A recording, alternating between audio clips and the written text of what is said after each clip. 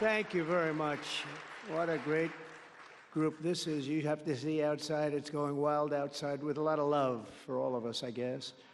But thank you, Richard, for the introduction, and thank you to all for such a warm welcome. It's great to be back in beautiful Miami, where I've actually built a lot of great buildings with the Desert family and some others. We've had tremendous success in Miami. We have Trump Towers and Sunny Isles Beach. It's 4 beautiful buildings right on the ocean. The Trump Grande, put the little E in the end for a little, class it up a little bit. Trump Grande, and the 700-acre Doral. It's a tremendous country club, and it's actually the most successful country club in the U.S., where I was just given approval to build 1,500 units, and I couldn't care less about building units. When you're president, who the hell wants to build units? I've been building units all my life. I don't want to build units, but they gave us permission to do it. But today is a tremendous honor to become the first American president to address the Future Investment Initiative Institute. That's the first one. That's it's always nice. And I want to thank Mayor of Miami, Francis Suarez, for being here. Thank you very much, Francis, wherever you may be. Hi, Francis. And thank you for the endorsement when I ran. I was very appreciative. Along with the Mayor of Miami Beach, Stephen Minor. Stephen, thank you very much. Thank you. Thank you. Thank you, Stephen. Thank you very much. And numerous American business leaders, some of the biggest business leaders actually anywhere in the world, and many distinguished guests from the Middle East, and in particular, the Kingdom of Saudi Arabia, a special place with special leaders.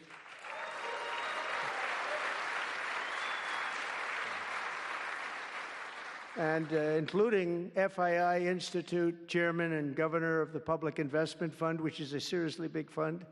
Yasser, I see you there. Stand up, Yasser. Everyone knows Yasser. Thank you. Great guy, great person. And Finance Minister Mohammed, thank you very much. Thank you, thank you very much. Good to see you again. That's pretty good, Finance Minister of that part of the world. That's not bad. Other parts of the world, not so good, but that one is good.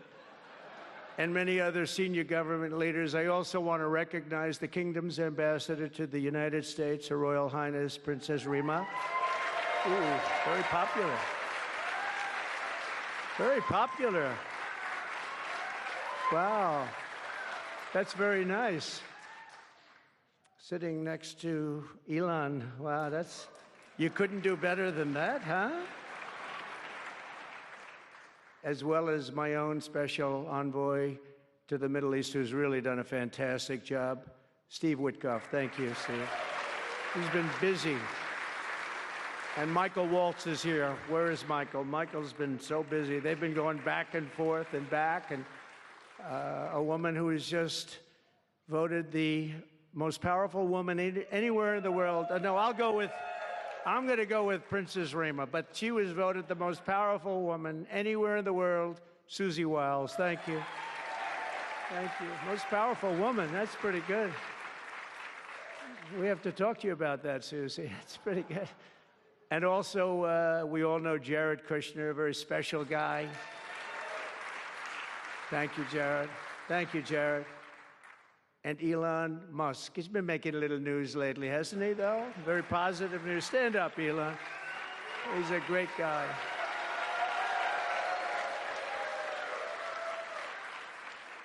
We did a little show last night. I heard they got very good ratings, too, by the way. We did. Hannity. Sean Hannity was fantastic, a fantastic man, a fantastic guy, and he did a show, and it was great being on the show with you last night. I come today with a simple message for business leaders from all across the nation and all around the world. If you want to build the future, push boundaries, unleash breakthroughs, transform industries, and make a fortune, because you want to make a fortune. Most of you have already made a fortune. I don't want to say that. There's no better place on earth than the current and future United States of America under a certain president named Donald J. Trump. I think that you're going to do very well. They're saying that November 5th, Election Day, 2024 will go down as one of the most important days in the history of our country. They said in 129 years, the most consequential election. I don't know if they're right about that or not, but it sounds good. I wanted to see if I could get a couple of more years tacked on, but I figured the fight wasn't really worth it. 129 is a lot. And as of January 20th, 2025, the dark days of high taxes, crushing regulations, rampant inflation, flagrant corruption, government weaponization, oh, I know about weaponization, and total incompetence will be gone forever. They'll be gone forever. Because the United States is back and open for business, and the golden age of America has officially begun. You see it happening.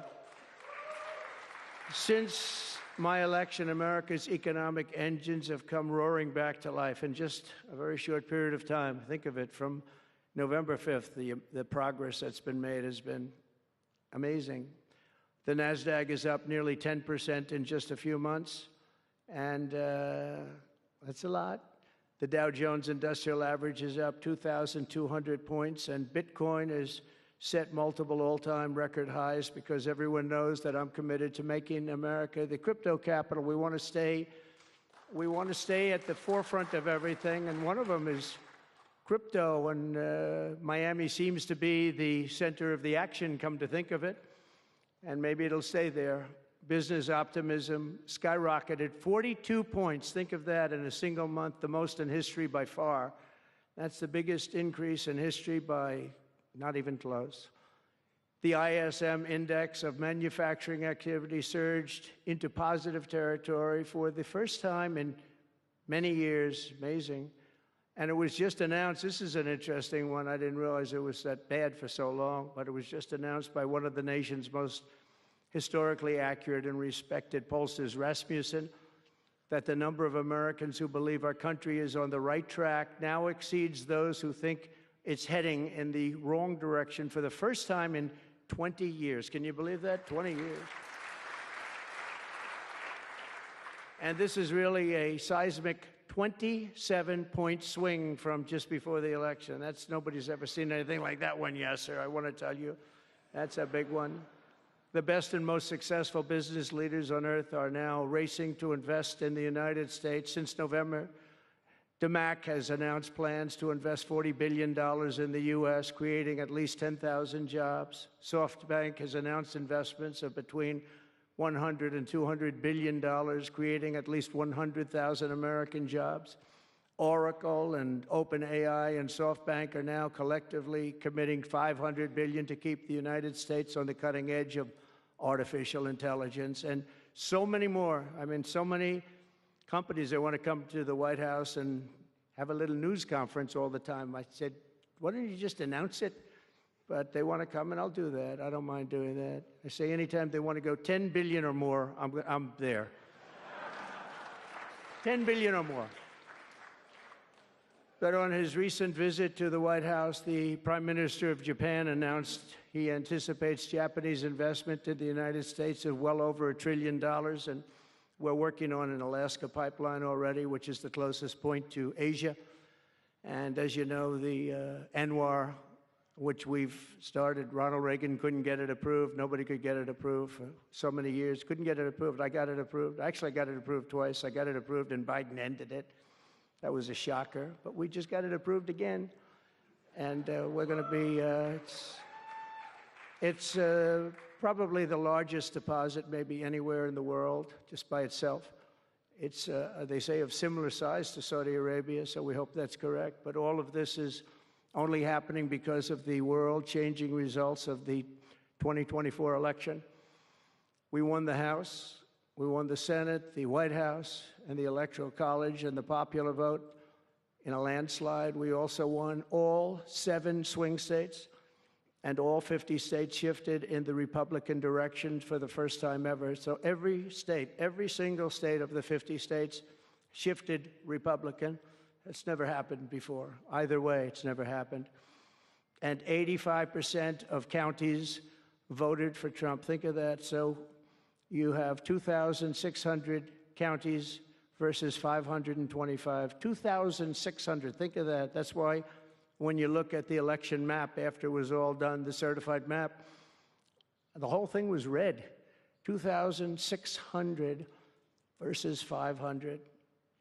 It's a big difference. Nobody's seen anything like it, actually. So as a result of this very historic victory, investors from all over the planet once again have confidence in America's future and respect for America's leaders. And it's about time we get a little respect. The last administration was the worst and most incompetent in the history of our country, but we are moving quickly to fix every single disaster Joe Biden created and make America stronger and more prosperous than ever before.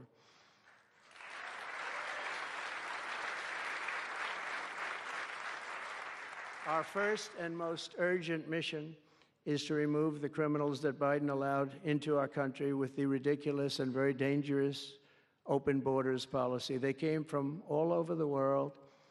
They came from prisons and jails. They came from mental institutions and insane asylums. They were gang members. They were drug lords. They came from all over, and they were allowed to come into our country. And we're getting them out in record levels, just like they came in record levels. I want to thank Tom Homan and Christie, who was she's doing a fantastic job, governor of South Dakota, and Tom Homan, you know, and they are doing a fantastic job, and the results are incredible. And every country is taking them back. They're sending their criminals to us, and they're all taking them back. We had a little problem with a couple of them that ended very quickly. And because some said, we don't really want MS-13 back in our country. But I said, congratulations, you're taking them back. And they take them back. And by the way, Europe and other places ought to start also doing that. They better start looking at immigration, because it's really hurting Europe very, very badly. And they better get smart, and they better get tough before it's too late. We're also working to end the highest inflation in our country's history, all caused because they played with our energy policy and wasted money on the Green New Scam and other things such as that. And they wasted monies at never seen before levels. If Joe Biden had simply held federal spending at the pre-pandemic levels we had in 2019, right now we would have virtually no inflation. We're trying to balance the budget immediately, and because of the tariff income, which is really, it's already turned out to be amazing, actually. It's really meant more for bringing countries and companies into our country, but the numbers are rather staggering, because we're the big piggy bank that everybody wants to be, and they can play games and they can say, well, there'll be retribution and, you know, equal this and that, but they can't be equal. But we want to keep it so that we're the big piggy bank. And if we had years like we did the last 4 years, that wouldn't have lasted too long. So we're not promising it, but, you know, all of these things could happen. We hope to balance our budget. So I don't want to promise it, because if I do and we come about $10 short, the fake news media back there would say, we have breaking news. He did not make it. He did not make it. But we'll get it done very soon. It might not be this year, but it could be this year. Actually, we have a chance at getting it even this year, which people would be shocked at, because they were talking about 10 years, 15 years, 20 years from now. When I took office last month, we inherited the consequences of inflation that was more than 4 times what it was when I left 4 years ago. Think of that. I left, it was at 1.4%. And the annual government spending over $1.5 trillion more than projected in 2020 alone. $1.5 trillion. But under the Trump administration, all of that is changing faster and more dramatically than anyone ever thought possible. They didn't think it was possible to do what we've done in just a very short period of time. We've accomplished more in 4 weeks than most administrations accomplish in 4 years. On my first day in office, I imposed an immediate federal hiring freeze, a federal regulation freeze, and a foreign aid freeze. I signed an order creating the Department of Government Efficiency and put a man named Elon Musk in charge. Thank you, Elon, for doing it. Thank you very much. And he's doing a great job. I wish you could have seen him last night. It's really, you know, he's a very committed person.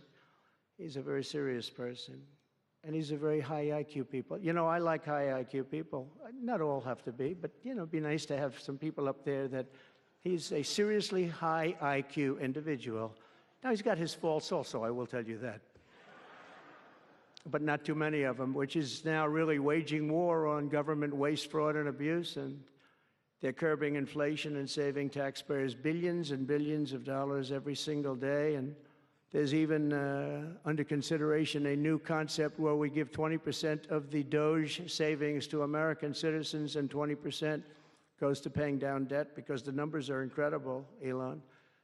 So many billions of dollars, billions, hundreds of billions, and we're thinking about giving 20% back to the American citizens and 20% down to pay back debt and pay down debt, which is, if you look at value, if it were a real estate balance sheet, the debt is tiny, but we still want to pay it down. Doesn't matter. We don't look at it as a piece of real estate. It's America. We're going to get it down through intelligence, hard work, and, as Elon said, a word called caring. You have to care.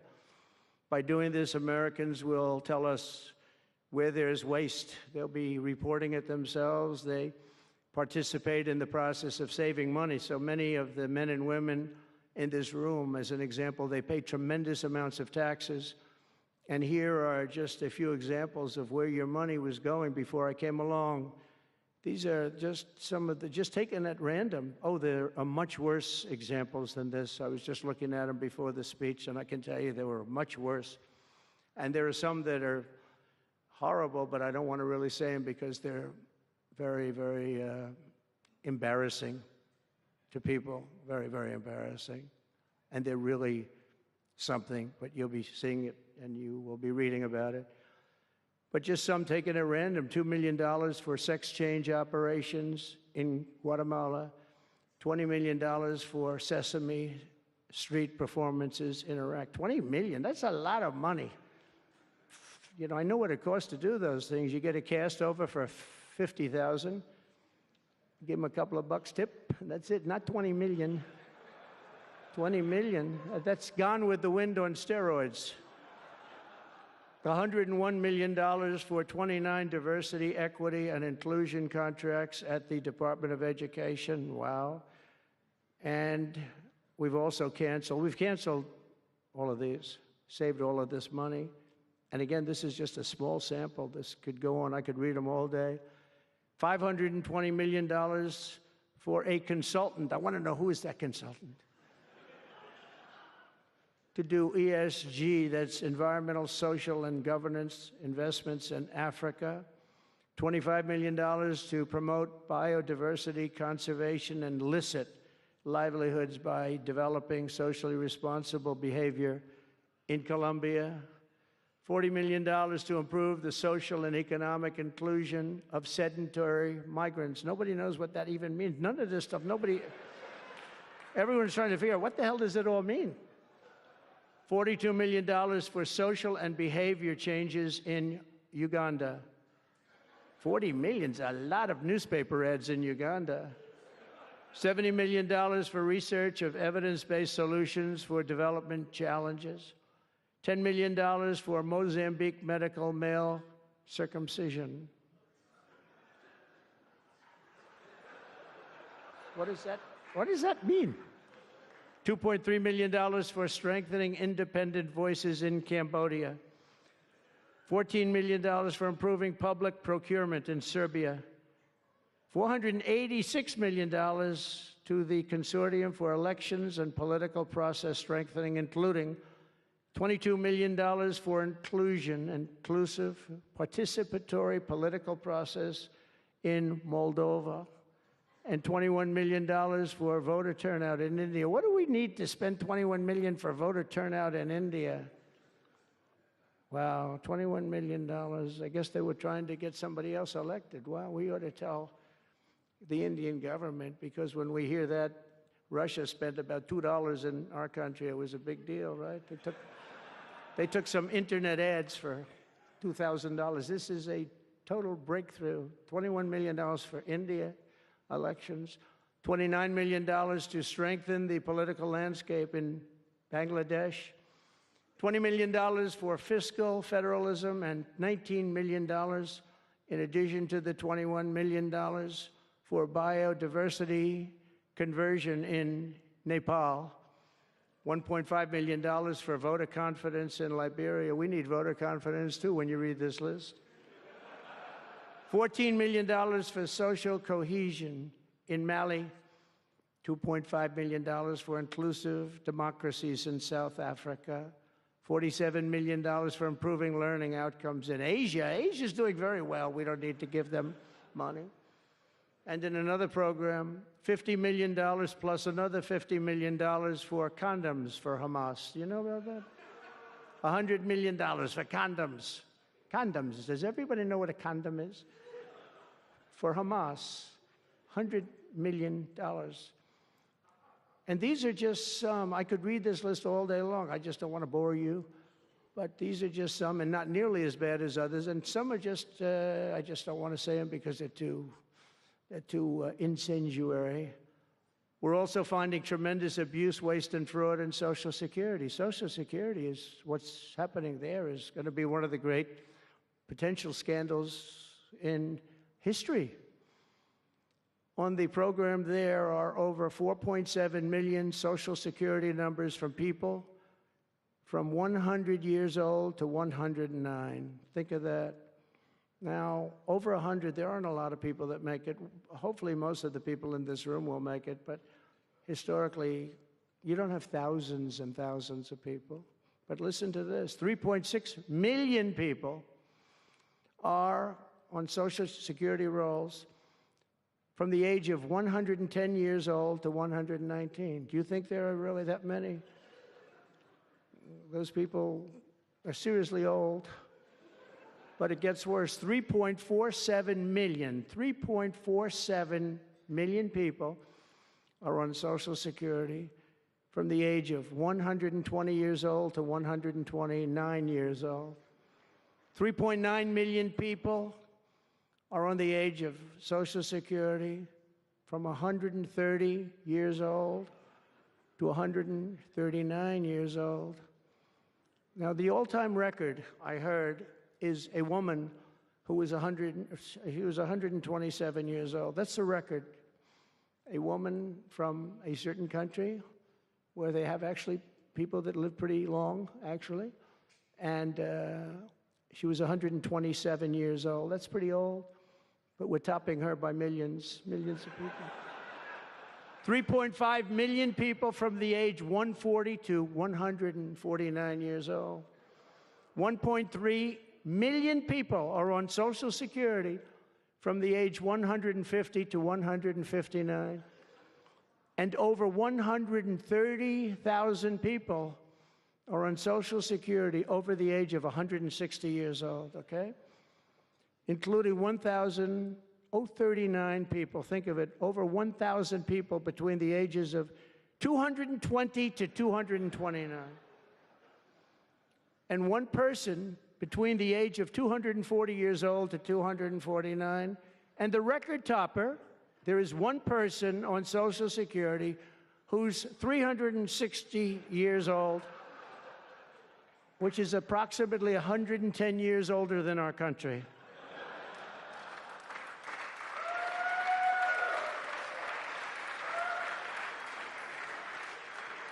So what we're trying to find out, and what we will find out, is are people being paid from all of these, you know, somebody pocketing 10,000 here, 10,000 there, what's going on? So we'll find that out pretty easily because we have a lot of computer geniuses. I said to Elon, who are these people that are doing this, the Doge people?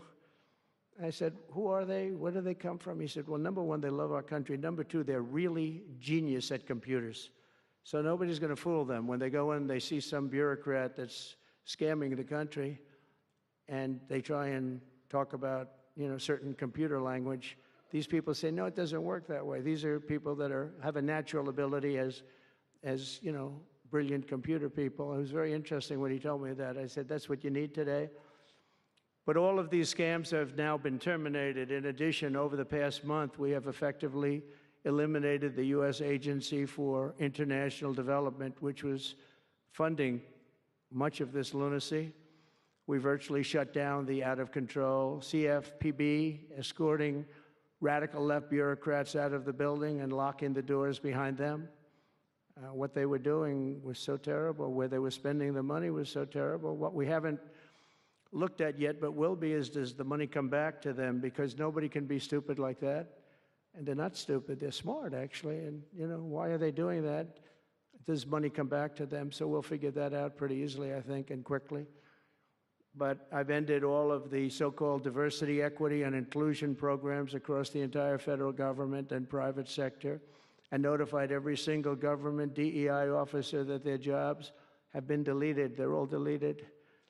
And it's interesting, even these companies that have tremendous amounts of money, a number of them just announced, Walmart, if you can believe it, they just announced that they're stopping. And, these companies are writing off like $220 million. How can you spend that much money no matter what you're doing? If you're teaching something, you're going to have an instructor, you're going to talk, you're going to give them a book, please read the book, and then you find they spent $225 million on that. What's going on? And we were going in the wrong way, and our military was really, although I tell you, we defeated ISIS with our military in 3 weeks. General Raisin Kane he's some general, he's a real general, not a television general. And 3 weeks, ISIS, and I asked him, and I saw some of his people that were so great, the soldiers. We have the greatest military in the world, but we don't have the greatest top leadership. That's why Afghanistan was such a horrible situation and so embarrassing and so many other things. But when we want to, with proper leadership, there's nobody even close to us. We have the best equipment in the world. We make the best equipment in the world. But we have the best military. But, we never fight to win. We fight to just keep it going forever. And when we fight to win, there's nobody that can even come close to us. But I was talking to General Dan Kane, we call him Raisin Kane, and I was told it would take about 4 years to defeat ISIS, and he did it in 3 weeks. I said to him, what do you think, General? How long will it take? Sir, I think we should do it in less than 4 weeks. You're going to have time left over, and he did that. And we were told by the television generals it would take 4 years, so we did it. That's when I went to Iraq. I flew to Iraq, and late at night, the dark of night, all the windows closed, all the lights off in the plane, in Air Force One. And we flew in, and it was pretty amazing. I'll tell you, we were landing, and there were no lights in the plane. Sir, we have to turn off all lights. I said, you mean we spend $9 trillion, and we have to fly in Air Force One with the lights off? And I went up to the pilot, said hello. And by the way, these guys are like central casting. These are the best-looking human beings. Everybody is like perfect. The most handsome people, the best-looking people you've ever seen with the flat tops and the whole thing. And I was a little concerned because the lights are off, and everything's off, and even the lights in where he was were down, very dim, very, very dim, with all of the lights on the fancy dashboards of the plane, of Air Force One. We're getting a new Air Force One if they can ever finish the damn thing. We're getting 2 of them, actually. But we may have to go a different route because it's taken them a long time. We're going to get military that's going to start building. We're going to get people to start building properly again in our country because they don't build properly. This was Boeing. But we're up there, and I'm looking at these people, and again, I say, they look like Tom Cruise, but better. Stronger, tougher. And I like Tom Cruise, but these are better. And they said, are we okay, Captain? Yes, sir, we're fine. But I'm looking out, I don't see any lights, and we're landing.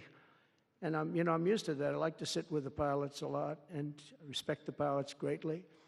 And we're up there, and we have the computer. I call it the computer voice, where it goes 1,900, 800. It's feet. Your feet above ground. So that means you're very low. And I'm looking out, and my eyes are pretty good, and I don't see any lights. And the computer goes out. Sounds like an intelligent individual. It goes 1,000. We're 1,000 feet up. It's a 10-story building. There's a big plane. And then it goes 900, 800, 700. I say, Captain, Captain, we don't see any lights. Is everything? Yes, sir, everything's fine, sir. We'll be landing in 3 minutes. And then it goes like 600, 500. Captain, are we okay? And then he goes 400, 300, 200, and I'm saying, man, there's nothing out there. And then he goes, boom, perfect landing right on this thing. There are no lights on the runway. There's no, I don't know how the hell they do it, but I'm sure as hell glad we had somebody that knows how to fly. But they didn't want to have any lights because they didn't want the enemy. After spending, you know, years and trillions of dollars, we have to land with Air Force One with no lights on the runway. But they were incredible people. And then I got out of the plane and I actually asked my people, you know, I said, excuse me, I was very brave sitting in that cockpit. Am I allowed to give myself the Congressional Medal of Honor? And they said, I don't think so, sir. I said, well, I felt I was extremely brave. But now here's the problem with saying a story like that when you kid. The press will say, President Donald Trump wanted to give himself the Congressional Medal of Honor. Headlines, you know, headlines all over, the fake news. We call it the fake news, but we're all wise to them. But it was something, and then I went down, and it was the same thing. I'm standing on the top, and I look down, and there's these handsome people. Everybody's like from a movie set. Good-looking guys. I get down the stairs, and what's your name? My name is Kane, sir. What's your first name? They call me Raisin. I say, wait a minute, your name is Raisin Kane? I love you. I've been looking for you for 5 years. You are the great. This is what I want. And there was a general next to him. There was a colonel. There was a drill sergeant, a master sergeant. They were all like people. I could make a movie right now. I'd have the best-looking people ever. And they were great. And then I went in and, sir, would you like to rest before the bed? No, I don't want to rest. I don't want to rest. I've been resting on the plane, other than the last few moments, which were quite harrowing. And I said, I don't want to rest. He was thinking about Biden in advance, you know. Biden would have gone there. He would have rested for days. And then they wouldn't have had a meeting. He'd just go home. No, I said, I don't want to rest. I don't want to rest at all. I want to go. So we went into this like bunker, and we had a lot of very good, talented people. And that's when I asked him. I said, you know, I'm hearing it's going to take a long time. No, that's not right, sir. It's not going to take a long time. We'll have it done in 4 weeks. I said, how can you say 4 weeks when in Washington they said 4 years? He said, 4 weeks, sir. We'll hit them left, we'll hit them right, we'll hit them up the center, we'll hit them underground and overground, we'll knock the hell out of them, sir. And I said, why is it that they said so long? He said, because they wouldn't let us fight. And we're very far away. They want us to fight for this, from this airport. We're very, very far away, sir. And they want us to fight here. We have many substations out, sub-airports, they call them, remote airports, where they build them in the sand. And we have many of them, and I'd use them all, sir. And I would hit them so hard from so many different directions. I said, well, what do you think? He said, you just let me know. And I called him back, and I said, go ahead and do it. Are you sure you can do this, General? I said, yes, sir. And he did it actually in 3 weeks. It was over 100% of people that are really hurting the Middle East, hurting the world. And it was done. And we have, I'm telling you, we have the greatest military in the world, but you have to use the right people. But there's nothing like what they were able to do in that case and in other cases wherever I gave them something. It was done incredibly well and and you know many of the instances because it's been well reported. But we've also required, and so we have a country that's a great country. It's a strong country, but it's a country that's just now gaining its respect back to the levels that it should have never lost. We were being laughed at by the entire world, but we're not being laughed at anymore. But we've also required that all federal employees must once again show up to work. It's a new phenomena, you know, since COVID. Show up to work in person like the rest of us. So, I mean, it doesn't work when you don't show up. And I see companies now are all going back to it. They're all going back. It's great. I watch some of the big business leaders saying, we absolutely are going back. You can't work at home. They're not working. They're playing tennis, they're playing golf, or they have other jobs. But they're not working, or they're certainly not working hard. You could never build a company or a country with that. So we have a very strong policy, and if they don't show up to work, they get fired. And we're trying to make our government smaller but much stronger.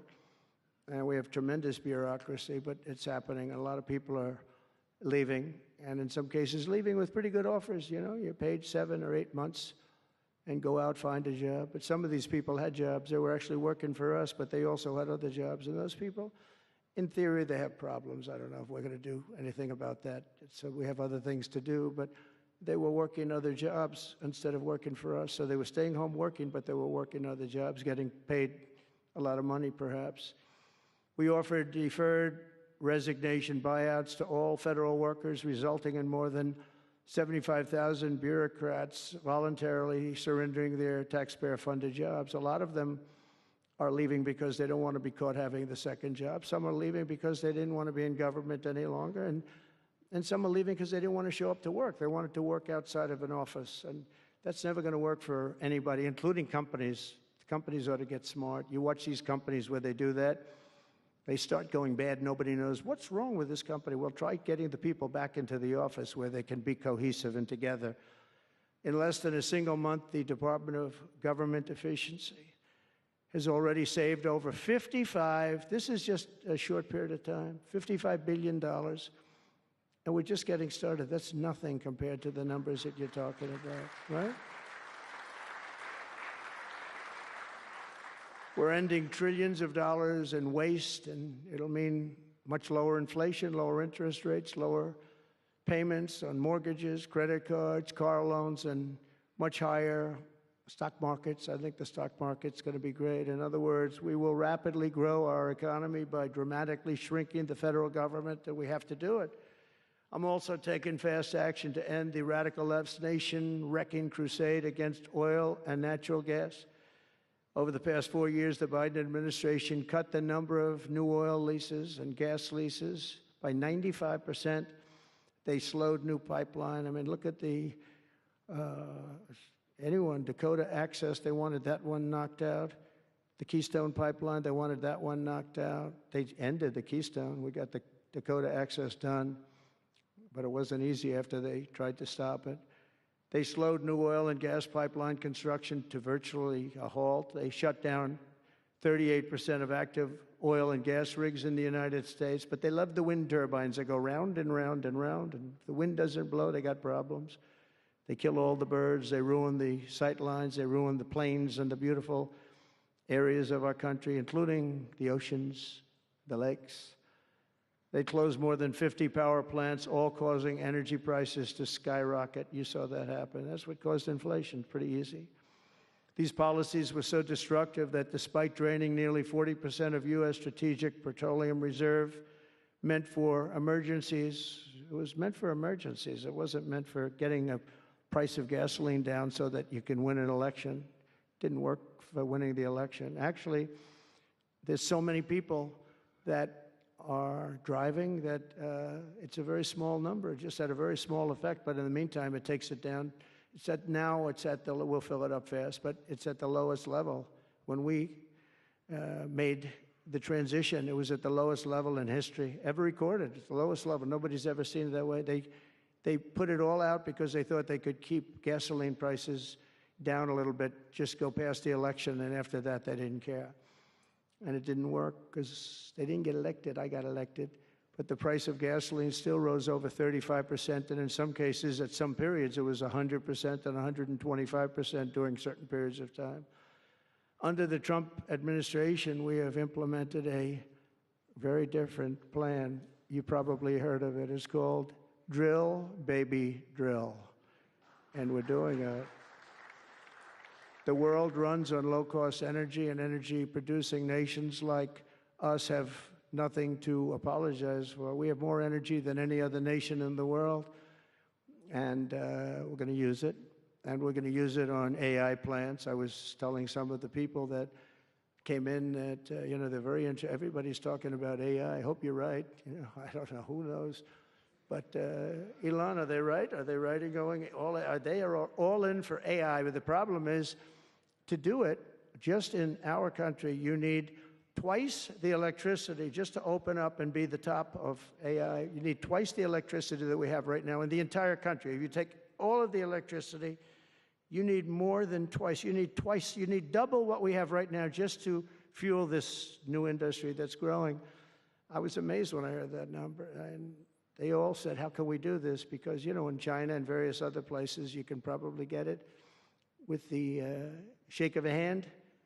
But in our country, you can't. But now you can, because I've been declaring a national emergency in order to get fast approvals. And we're going to have, if you build a plant, you're able to build an electric generating facility right next to your plant. So you'll be making your own. You won't have to count on utilities. You won't have to count on an old grid that could fail, could get hit by something, bad things or good things. But you're not going to have to worry about grids. You'll build your plant, and you'll build essentially you'll become a utility in a way. You'll build your own electricity. If you want to build extra and put it out and get paid for that, you're going to be able to do that. You could put it back into the grid, but you're going to be able to build with your plant a generating facility. And we're going to get you Lee Zeldin, head of the environment, head of environmental, the environmental group, various groups, and we've got them unified now, but we're going to get you very fast approvals, and they'll be approved so fast your head will spin.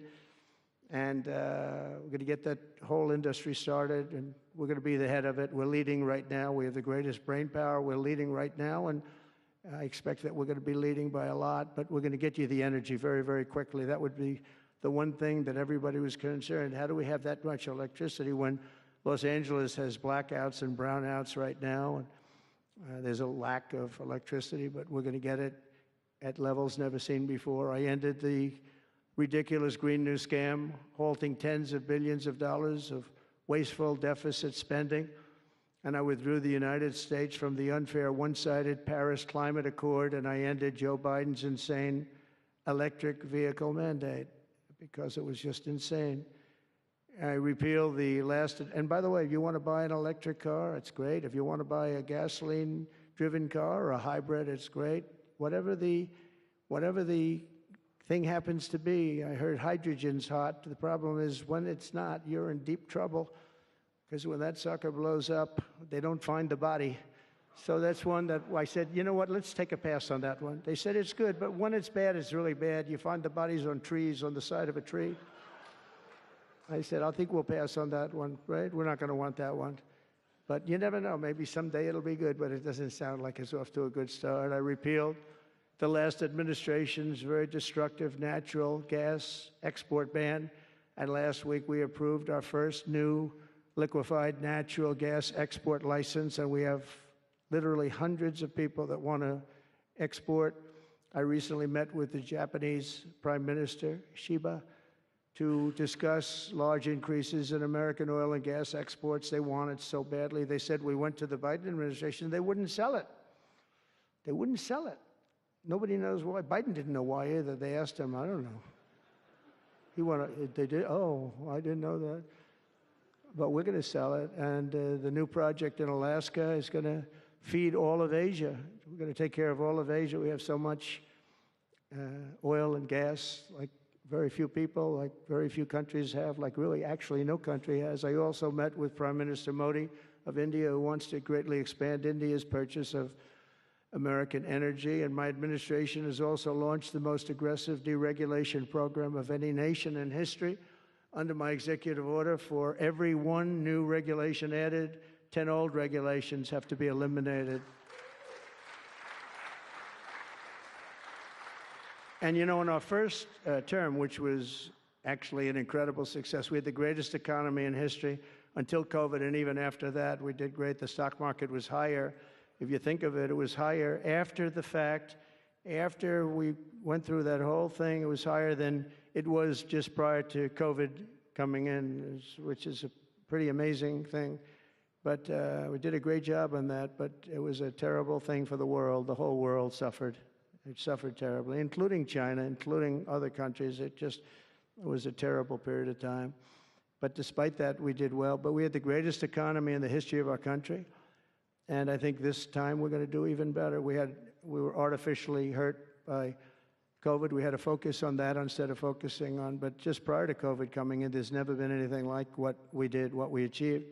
And even after, we did very well, and especially considering what all of us had to do with COVID. Some nations were hit so badly, it's just unbelievable what happened to them. As part of our effort, I've signed executive orders to keep the United States at the forefront of artificial intelligence and to end Joe Biden's war on Bitcoin and crypto. We ended that war totally. That war is over.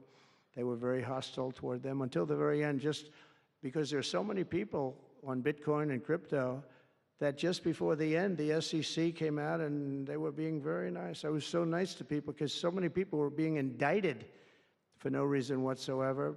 Very political group of people. That's all they did was they liked indicting people, but they were being indicted, and many of those indictments were dropped just before the election because they said, wait a minute, there's 100 million, 125 million people using this, and they didn't want to have, you know, all these people being voted against. But by the time they did that, it was too late. We had that vote entirely, I think. I think anybody smart that believed in that, and there were a lot of people believing it, anybody that was smart voted for Trump. And they pulled the indictments, and I see people that were indicted. I said, I saved your life. I saved your life.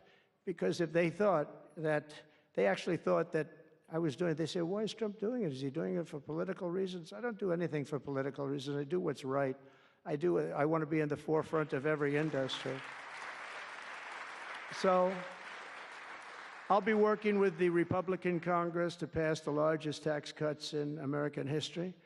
And that includes, obviously, that includes we have to extend the Trump tax cuts, which were, until now, the largest. We're going to dramatically cut taxes for families and for workers and for companies, including no tax on tips and hopefully no tax on Social Security and no tax on overtime. And that overtime one is a sleeper because I think a lot of people are going to be spurred on to do a lot of extra work.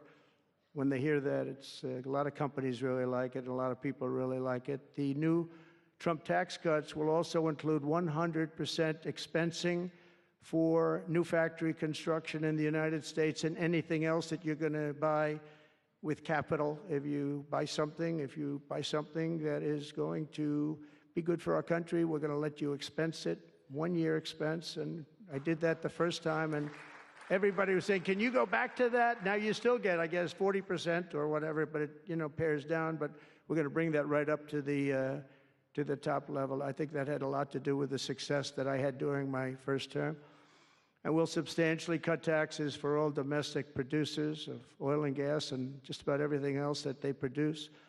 In my first term, I brought the business tax down from around 40% to 21%, which everybody said was an impossible thing to do. I cut it from 40. It actually was state and city was much higher than 40, but I got it down to 21%, and now I'm bringing it down to a goal of 15%, but only if you make your product in America. In other words, you're going to be at 21%, but if you make your product in America, you're going to go from 21 to 15. If you don't, you're going to pay 21%, which is still lower than anything. So guys like Elon are going to come and make his great cars in the United States. There are a lot of people will. A lot of people are calling. A lot of car companies are calling. They called me, three of the majors. They called and they said, we're looking all over the place. We want to be there.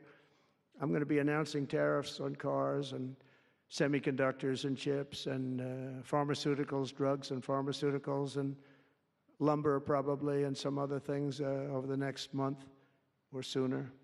And it's going to have a big impact on America. We're bringing our businesses back. If they don't make their product in America, then they very simply, they have to pay a tariff. But if they do make their product in America, they don't have to pay any tariff, which will bring, it's all going to bring trillions of dollars into our treasury, or it's going to mean that there won't be any taxes because we want to have a fair base. If they don't have it, we don't have it. If they don't pay, if they don't charge us, we don't charge them. It's pretty simple. The Republican Party is once again the party of common sense. We're a party of common sense. We want strong borders. We don't want men playing in women's sports. We don't want to have transgender for everybody. We're the party of common sense. That's how we won the election in such a big manner. We'll no longer allow other countries to ransack and plunder our nation. That's why I've announced that we will soon begin imposing reciprocal tariffs on any country that engages in unfair and unequal trading practices. If they tariff us, as I said, we will tariff them at the exact same rate. So if a certain country, because some of these countries, even countries that I've already mentioned, are extremely aggressive with tariffs. Nobody knows that. European Union, they have a VAT tax that's devastating. It's very tough for people on the outside. Hard to sell cars, really impossible to sell them because they also have non-monetary tariffs that are very, very tough. But if you take a look at that, it's a very unfair situation. And the VAT tax is similar to the tariff. Around the world, I'm moving quickly to end wars, settle conflicts, and restore the planet to peace. I want peace, and I don't want to see everybody being killed. And you take a look at the death in the Middle East and the death that's taking place between Russia and Ukraine. It's been going on, and we're going to end it. There's no profit for anyone in having World War III, and you're not so far away from it. I'll tell you right now, you're not so far away. If we would have had this administration for another year, you would have been in World War III, and now it's not going to happen. In the Middle East, I've restored my policy of maximum pressure on Iran, designed to bring peace. And we've designated the Houthis a terrorist organization. They're, destroying shipping lanes all over the place. They're making it very hard for people to get their product delivered. They're making it very difficult, but we'll take care of that situation. And we've secured a ceasefire in Gaza, and we're bringing in the hostages, and we're bringing them home to their families. Some of them are in pretty bad shape, I have to tell you. To end the horrible war in Ukraine, I've spoken with President Putin and President Zelensky, and our teams began negotiations this week in Saudi Arabia. I want to thank Saudi Arabia for that. That was so great. Yeah. And I want to thank, in particular, I mean, we have so many of the people, Yasser, Mohammed, all of the people, but in particular, we have to thank Crown Prince Mohammed bin Salman for hosting these historic talks. And talks that went very, very well. Steve was there, Steve Witkoff was there, and Michael was there, Michael Waltz and others, and they really went well. It's a big step. We got to get that war over with. You have to see the people that are dying. I look at the pictures, the satellite pictures of the field. It's a level field, and it looks like a modern-day version of Gettysburg, and you know what that means. It is just carnage. It's horrible.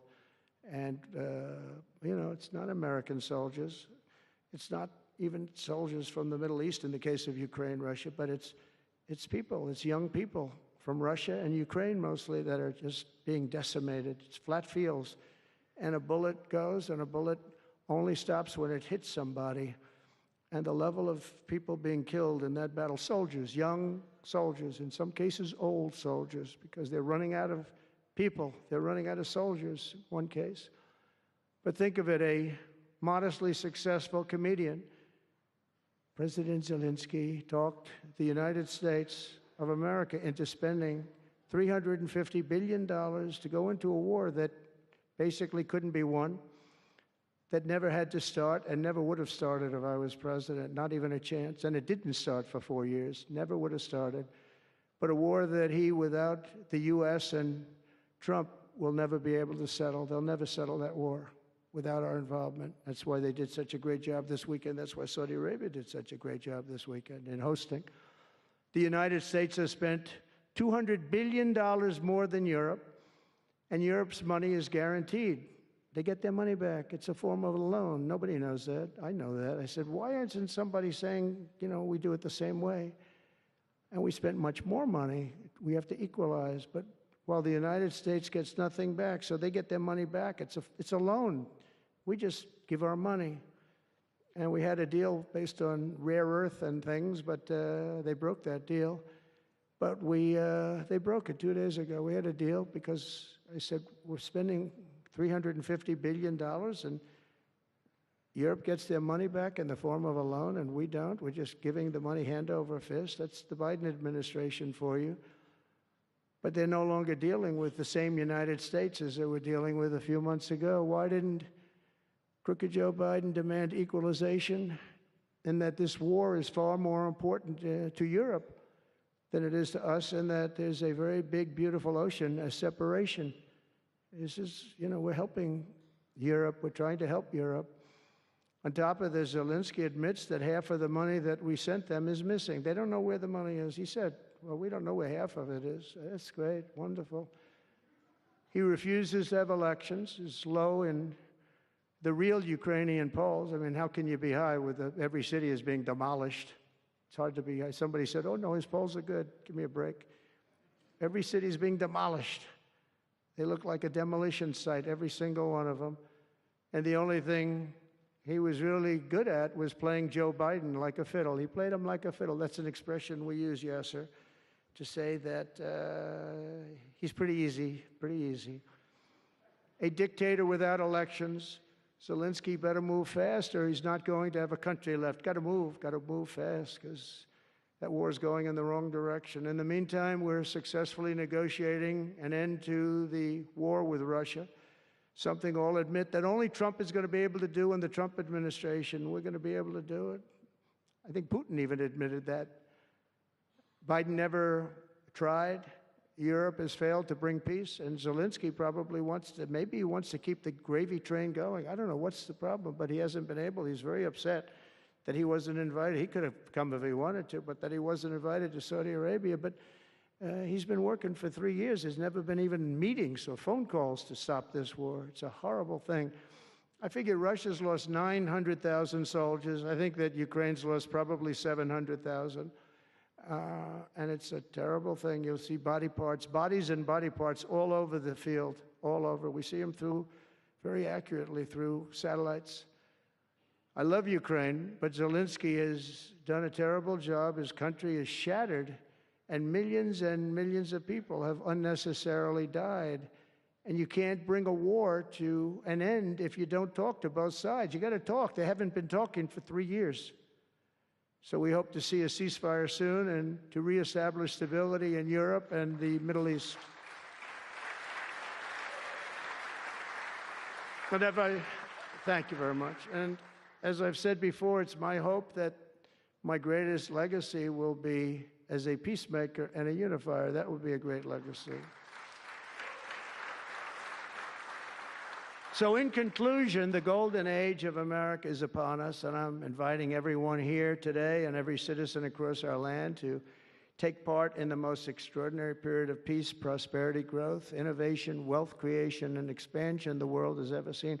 We're on our way. I mean, everyone's talking about us. 3 weeks. We're in there for a couple of days more than 3 weeks. And everyone's talking about it. You have to see the crowds of people outside.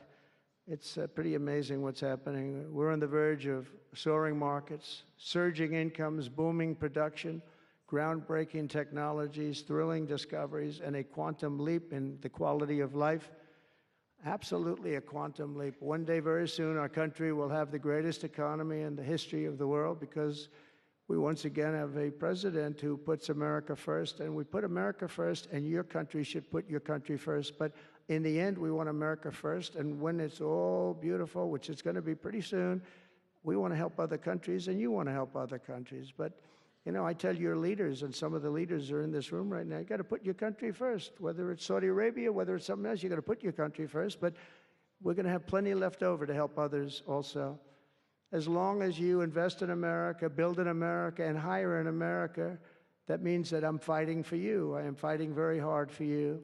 Together, we're going to make the United States of America bigger, better, bolder, richer, and greater than ever before. It's going to be stronger than ever before. We're going to be a peacemaker and a peacekeeper. We're going to stop people from these stupid, never-ending wars. We're not going to partake in them ourselves, but we'll be stronger and more powerful than anybody by far. And if it ever came to war, there is nobody that will be able to come close to us. But we don't think that's going to ever happen.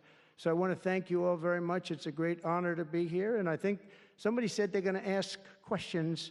And I didn't say, gee, what are the questions like Biden does? I say, just ask. It doesn't matter. You ask a question and I give an answer. So I think, Richard, you're going to come up and you're going to give me some questions. Thank you very much.